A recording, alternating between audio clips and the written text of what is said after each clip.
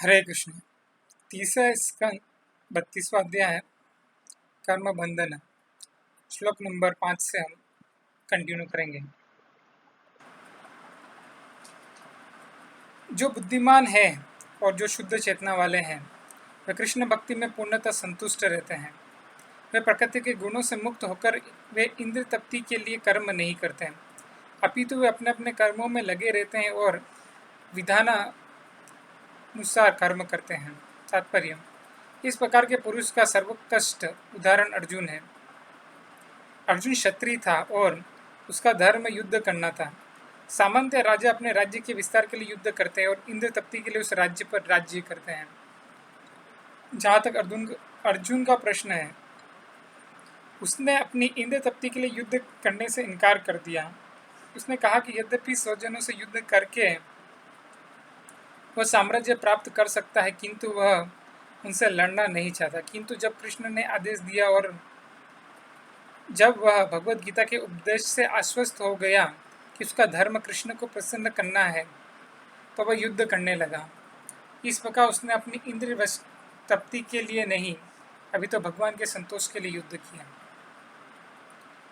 जो लोग अपने निर्धारित कर्म इंद्रिय तृप्ति के लिए नहीं, अपितु भगवान को प्रसन्न करने के लिए करते हैं, वे निस्संग कहलाते हैं, अर्थात वे प्रकृति के गुणों के प्रभाव से मुक्त होते हैं।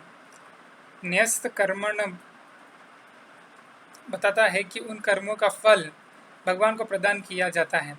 ऐसे लोग अपना अपना कर्तव्य निर्वाह करते प्रतीत होते हैं, किंतु ऐसे कर्म निजी इंद्रिय तृप्ति के लिए न होकर भगवान के लिए संपन्न किए जाते हैं। ऐसे भक्त प्रशांत अर्थात परम संतुष्ट कहलाते हैं।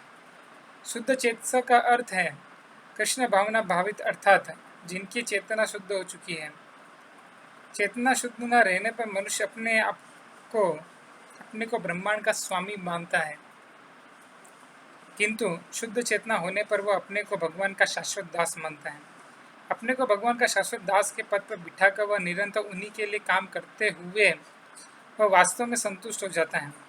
जब तक कोई निजी इंद्रिय के लिए कार्य करता है, तब तक वह चिंता से पूर्ण रहता है।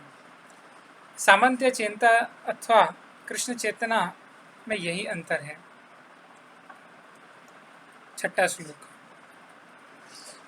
अपने कर्तव्य निर्वाह विरत भाव से तथा स्वामित्व की भावना से अथवा अहंकार से रहित होकर काम करने से मनुष्य पूर्ण शुद्ध चेतना के द्वारा अपनी स्वाभाविक स्थिति में आसीन होकर और इस प्रकार से भौतिक कर्तव्य को करते हुए सरलता के साथ ईश्वर के धाम में प्रविष्ट हो सकता है।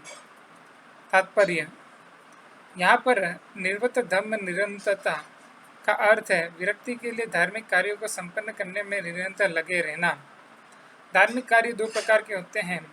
एक प्रवृत्ति धर्म कहलाता है, जिसका अर्थ उच्च लोकों तक जाने अथवा आर्थिक संपन्नता के लिए ग्रह मेदियों द्वारा संपन्न धार्मिक कार्य, जिनका अंतिम उद्देश्य इंद्र तृप्ति है।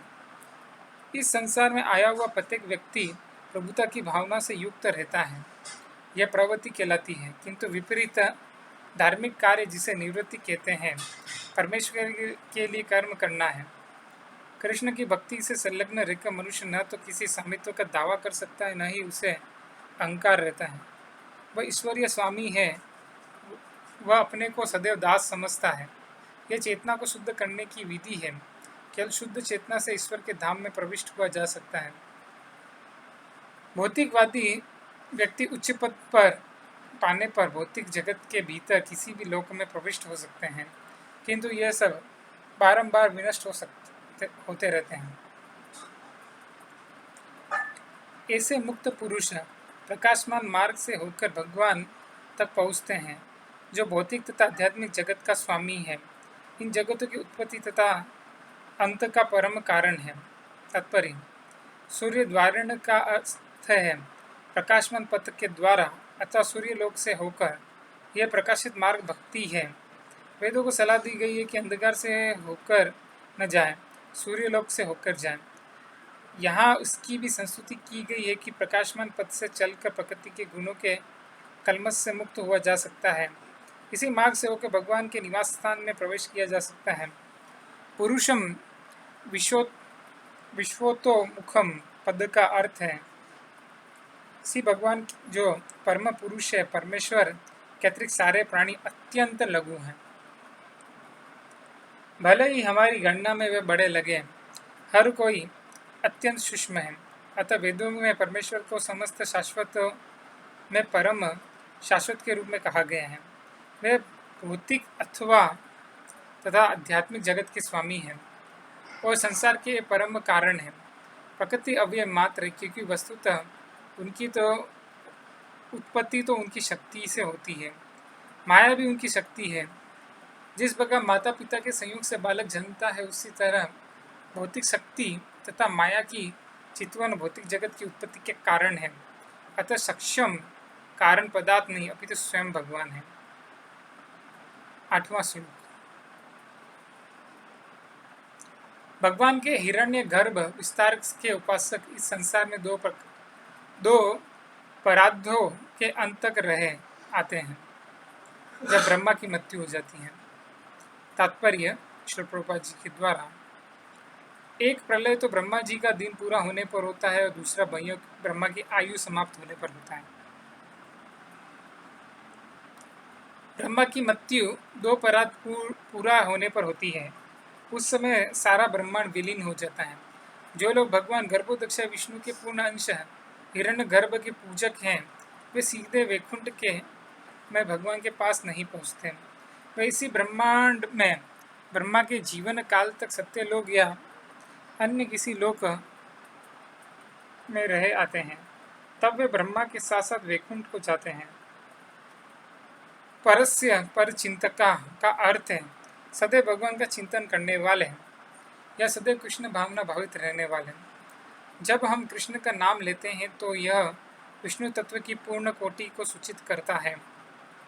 कृष्ण में 3 अवतार निहित है, महाविष्णु, गर्भोदक्ष विष्णु तथा क्षीरोदक्ष विष्णु, तथा इनके साथ ही साथ सभी अवतारों का सम्मिलित रूप। इसकी पुष्टि ब्रह्म संहिता में हुई है। रामादि मूर्तिषु कलानीय मेन तिष्ठन, भगवान कृष्ण अपने अंशों सहित यथा राम, नरसिंह, वामन, मधुसूदन, विष्णु तथा नारायण सहित सदैव विराजमान है। जो परस्य पर चिंतका है, वे सीधे ईश्वर के धाम वैकुंठ लोक में प्रवेश करते हैं। और यदि गर्भोदक्ष विष्णु के पूर्ण अंश के उपासक हैं, तो वे प्रलय तक इसी ब्रह्मांड में रहते हैं और तब वे वैकुंठ पहुंच जाते हैं। अगला श्लोक। त्रिगुणात्मिका प्रकृति के निवास करने योग्य 2 पराध के काल का अनुभव करके श्री ब्रह्मा इस ब्रह्मांड का जो पृथ्वी, जल, वायु, अग्नि, आकाश, मन, अंधकार आदि के आवरणों से ढका हुआ है, संहार कर देता है, भगवान के पास चला जाता है। तात्पर्य, इस श्लोक में अव्याकृतम शब्द अत्यंत महत्वपूर्ण है। भगवद गीता में सनातन शब्द का ठीक यही अर्थ दिया गया है। यह संसार व्याकृत अर्थात परिवर्तनशील है और अंत में विनष्ट हो जाता है, किंतु इनके विलीन हो जाने के बाद भी आध्यात्मिक जगत अथवा सनातन धाम बचा रहता है। यह अव्याकृत कहलाता है क्योंकि यह अपरिवर्तित रह जाता है और इसमें भगवान निवास करते हैं। जब काल के प्रभाव से इस ब्रह्मांड पर शासन करने के बाद ब्रह्मा इसका संहार करके ईश्वर के धाम में प्रवेश करना चाहते हैं, तो अन्य लोग भी उन्हीं के साथ प्रवेश कर जाते हैं। हरे कृष्ण।